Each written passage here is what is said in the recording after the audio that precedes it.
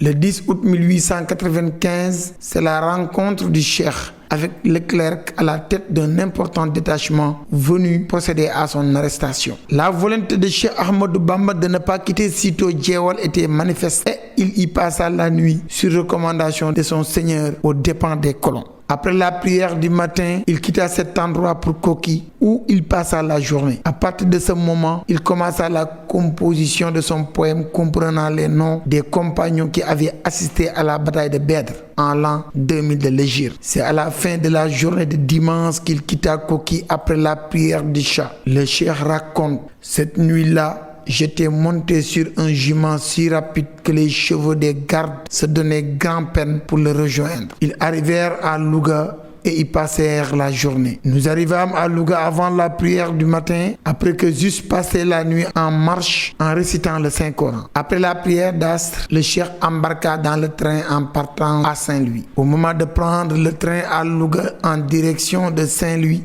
la sagesse suivante fut révélée au cheikh.